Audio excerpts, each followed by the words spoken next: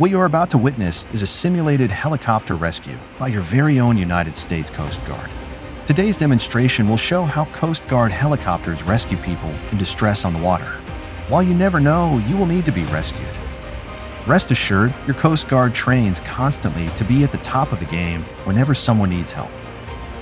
The helicopter rescue crew today is Lieutenant Christina Silva, Lieutenant Zach McGee, AET2 Cassidy Dishman as the flight mechanic, and Aviation rescue technician Dennis Scanlon. The Coast Guard helicopter taking part in today's demonstration is an MH-65 Dolphin from Coast Guard Air Station, Detroit. First introduced in the 1980s, this aircraft is the nation's primary short-range recovery search and rescue helicopter.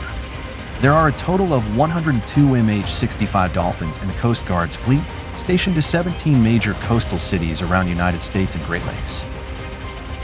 In addition to search and rescue, the Dolphin is used for missions of homeland security, shipboard deployment, pollution response, air defense around Washington, D.C., Capital Region, and counter-narcotics. The United States Coast Guard was first established in 1790. So for anyone out there that thinks that the Navy or someone else is the oldest seagoing service, you are wrong. Today, the Coast Guard is recognized as the world's premier maritime search and rescue maritime law enforcement agency. On an average day in the Coast Guard, we save 15 lives, assist 117 people in distress, conduct 90 search and rescue cases, interdict and rescue 15 illegal migrants at sea, seize 71 pounds of marijuana and 662 pounds of cocaine with a street value of over $21.1 million. We also service, on average, day 140 aids to navigation. For today's demonstration, the Coast Guard rescue swimmer will first be deployed to assess the condition of the survivor and determine the best way to recover them from the water. These are the last checks that the flight mechanic will check the rescue swimmer, making sure all his gear is good and the scene is clear before they'll approach, and he'll be able to get in the water.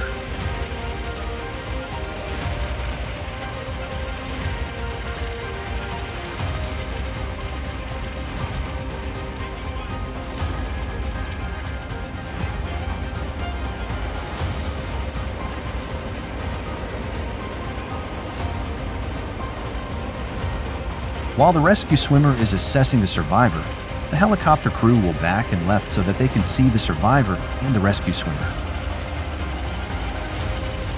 So as you can see, the method of retrieval, they selected the basket, which is the most common.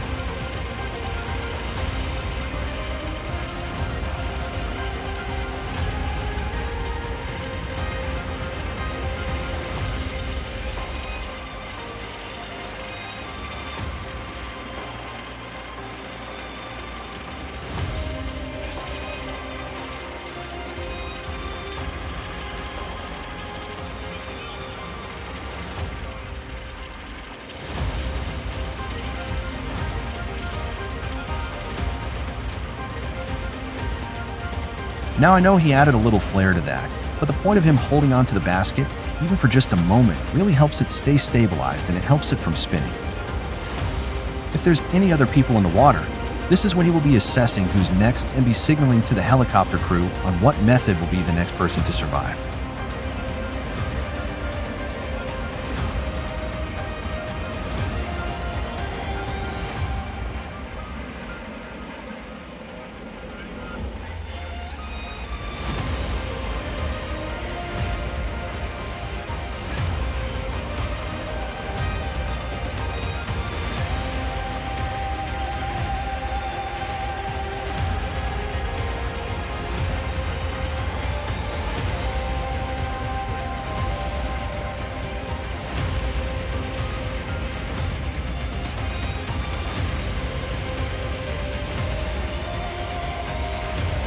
The rescue swimmer will be safely in the cabin, and their job is not over.